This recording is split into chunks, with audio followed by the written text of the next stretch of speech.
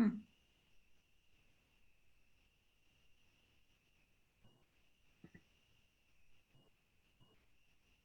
I don't see it.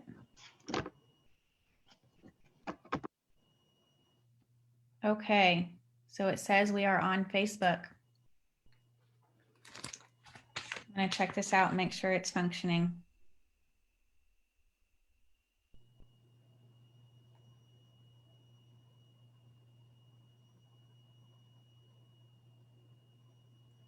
Okay. All right, I'm here this afternoon with Dr. Peter Breggin, world-renowned psychiatrist, prolific author and researcher, really an expert in family and child psychiatry too.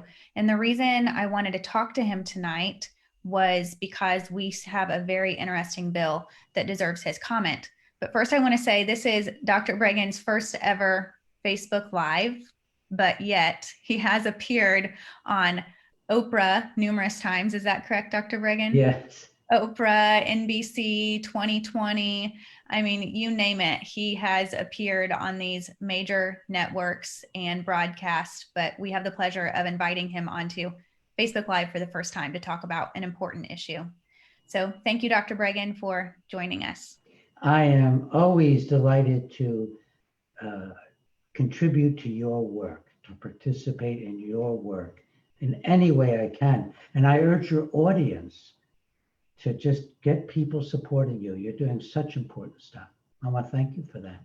Well, thank you. I appreciate that. It means a lot coming from you, someone who's stood in the gap for decades for informed consent, for patient rights, for minorities, for those who are vulnerable. So tonight we're talking about a bill in DC that was passed by the council, and it now is on Mayor Bowser's desk. Today's the last day for her to sign it or veto it. Otherwise, it will go on to congressional review to become law. And the reason this bill is worth our attention is because it's one of the worst we've seen when it comes to informed consent, parental rights, vaccine choice. What this bill does is it makes it possible for 11-year-olds and older to be vaccinated without the parents' knowledge and their consent. So not only, it's just not about consent here. It's not that a parent could be in the room and then we could override the parent's decision.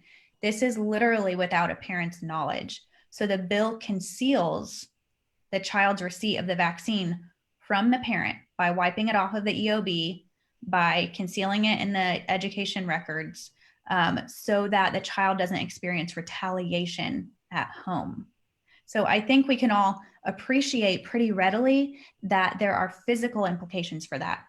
The vaccine inserts, this child might not know its prior medical history, its family history, prior vaccine injury. If they already received the vaccine, there's so many things that go into this. And the package inserts say almost all of them, if not all of them, say can result in permanent injury or death. So there could be physical implications of this, but also other implications. And that's what I really want to hear from you, Dr. Breggin, on what do you see with this bill? Like, what are the red flags or what parents need to be aware of and that America needs to be aware of with precedent like this being set? Let me take a minute and give you some background of my own and then my wife, Ginger, and I in looking at abusive research of Black children. It's been a very big part of my work. So let me take a minute with that. Back in the 1970s, I found out that lobotomy was coming back, which is psychiatric brain mutilation. It was being done in a new and fancy manner with electrodes implanted in the brain. And you'd stimulate the poor adult or child's brain, and then you would burn holes in it. And this was going on around the world. And one of my biggest motivations for taking several years out of my life to stop this resurgence of psychosurgery, working with the Black Caucus, working with conservative Republicans. And then at that time I lived in DC, and I was going to Congress. I wrote legislation and things like that. And one of the first things I found was that there was a facility in Jackson, Mississippi, the University of Mississippi, that a man named O.J. Andy, a neurosurgeon, was doing experiments on little children as young as age 5. And I could tell from his research that he was stunting their IQs. He would actually boast their IQ was the same at age 12 as it was at age 5. But what he really meant is they had a 5-year-old's IQ. Hmm. And I couldn't get the progressive press, the Time, New York Times, or the Washington Post to look into this. I found out eventually that all the children were Black because it was in a segregated institution. And it became obvious to me that whether you called it racism or opportunism, the Black children were getting treated in a way that a whole group of white children would probably not be able to get treated in the US.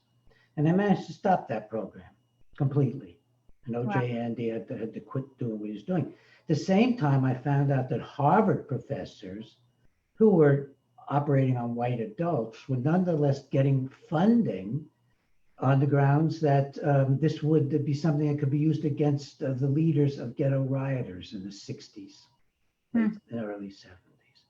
So again, are these people racist? I think they're worse than that. I just think they're opportunists. They'll take advantage of anybody they can get a hold of. Because forever, women have been, the people most likely to get lobotomized and electroshocked and so on. And then the second thing we got into was under really Ginger's leadership, is we found out that the federal government in the 1990s was conducting a program to study Black children from in utero before birth up through young adulthood, biologically, chemically, genetically, not socially, not culturally. They weren't going to look at racism or family structures or anything to see what made them biologically prone to be so violent when they grew up. Hmm. Eugenics. This is something you actually can say, hey, that's how it started in Nazi Germany without exaggeration. And we went to work and we worked with the Black Caucus for the second time. I think a lot of them were new, a lot of them had 20 years later. Um, and we worked with Howard University. Again, we found the white community fairly indifferent. Hmm. And we stopped that program completely. We stopped the big conference that they were going to do on the biology of violence, which was clearly constructed in a racist manner. So I'm really familiar with the vulnerability of Black children to abuse by science, and in fact, the Black community in general. And I think that a program you're describing, where they're going to go and interfere in family life and have children who are 11 years old, quote, consent to a very radical experiment, which is the mass making at lightning speed of multiple different vaccines for COVID-19 and not knowing any long-term results at all, and not even using the kinds of restraints in the research process that are normal, and those are terrible because even normally vaccines don't have to have placebo-controlled trials. That's how powerful the drug companies are. They got away with that. So we're looking at a potential catastrophe. We don't know what these vaccines are going to do to people. And we're certainly not going to get a good advanced look at the dangerousness. And to go into the Black community and to recruit children, it's a form of abuse. You'll have to groom the children. It's like sex abuse. You have to groom them. You have to get them interested. You'll have to make them want to do something their parents might not want them to do. It is like a grooming for sexual abuse. And it also is going to create a situation that is similar to another horror of the inner city, which is drug abuse. Because one of the characteristics of drug abuse is it separates the child from the parents. As soon as a child begins to use drugs, they get very frightened about their parents. They get paranoid about their parents. They get paranoid about the world. It's partly because they've joined a paranoid community of drug dealers and drug takers. It's partly because they're doing things that are illegal, and partly because they know they're doing something behind the back of the most important, single most important people in their life.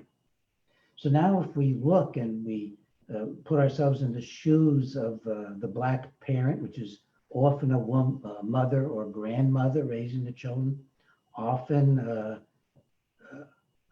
very burdened situation, a difficult situation for the mother. And now you take the child apart like they always do in communist countries. They did it in Hitler's Germany.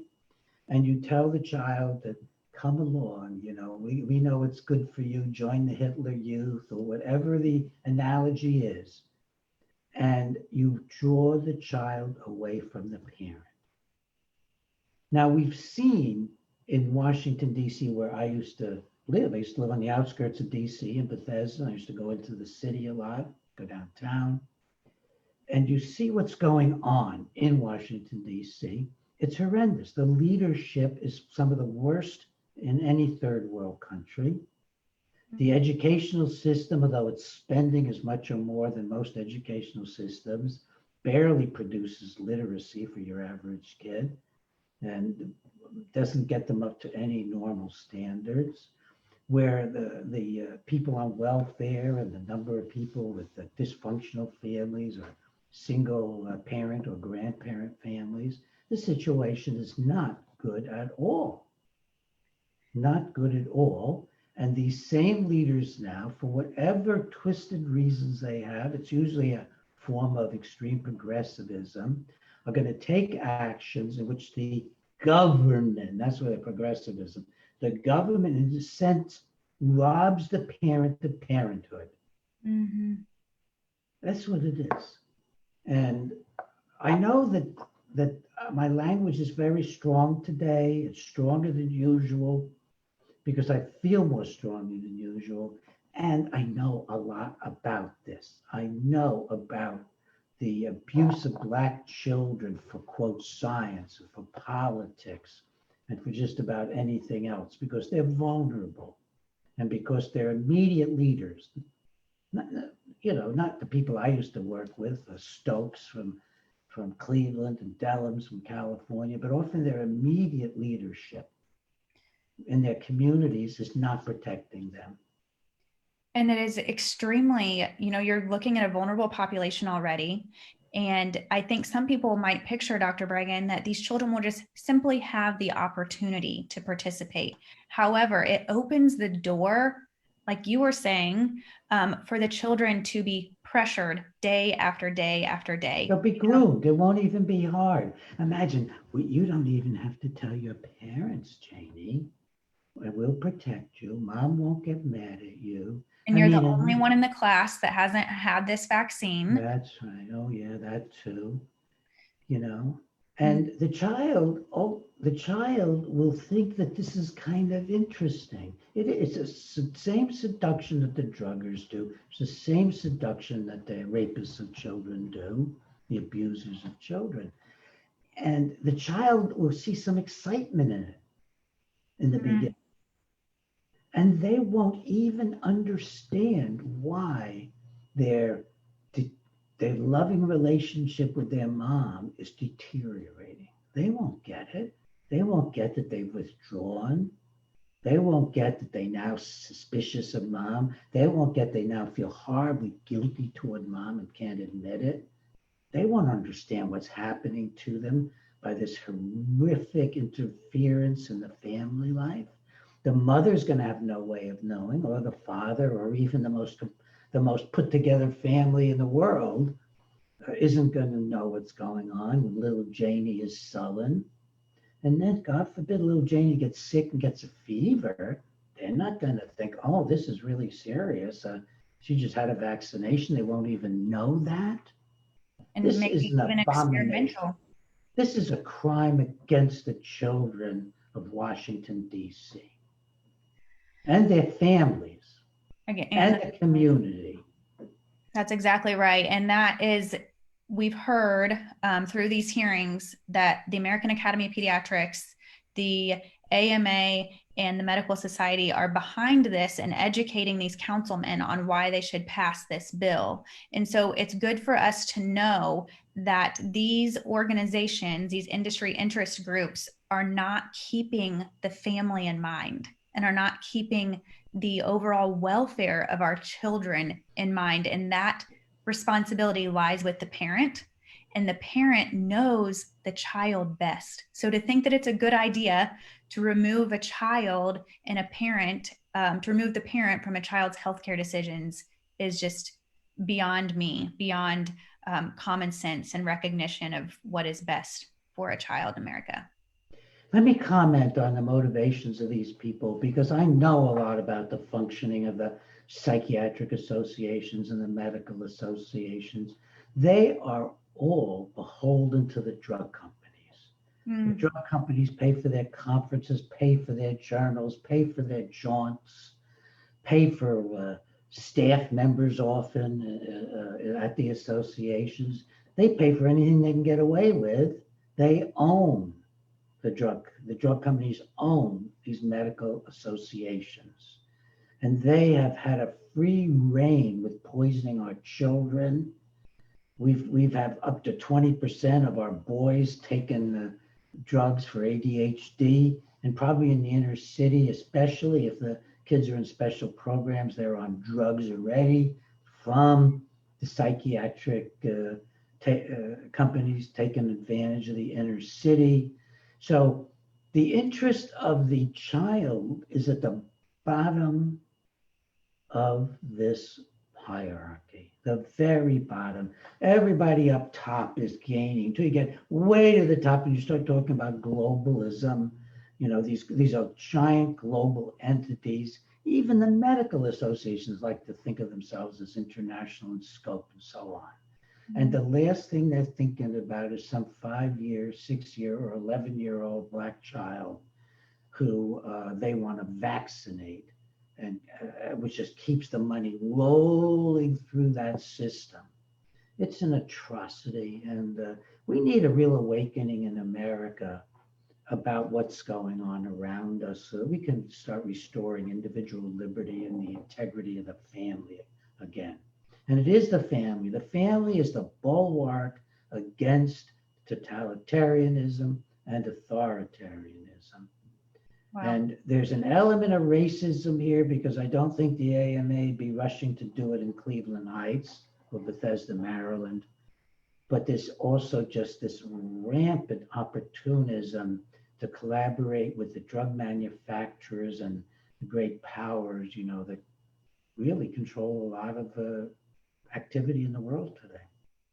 I love that you say the family is the bulwark against totalitarianism and against this corruption that we're seeing. And it's important to remember that because when we see the family attacked, our senses should be heightened, that we should say, wait, we have to question what is really going on here. And we need to stand in the gap for those who will be disproportionately affected. Because oftentimes those of us who are paying attention aren't the ones who are going to be affected the worst, but it's our job to stand up and to say something and to educate others on what's truly going on. And I'll go ahead after this and I'll put a link to more information on this bill if y'all haven't yet heard about it and what you can do about it. And please be watching. If Mayor Bowser does not veto this bill tonight, then this will go to congressional review, and all of us will need to be contacting our congressmen in DC, letting them know about this egregious predatory bill and that we want them to support a resolution to overturn the law in DC. Ginger and I will be happy to support you in any way we can. Thank you for doing this work. I appreciate you too, Dr. Breggin, and we'll be sure to stay in touch about this. So thanks for hopping on here for your first Facebook Live to talk about a super important topic that you have such a wealth of knowledge on. Thank you.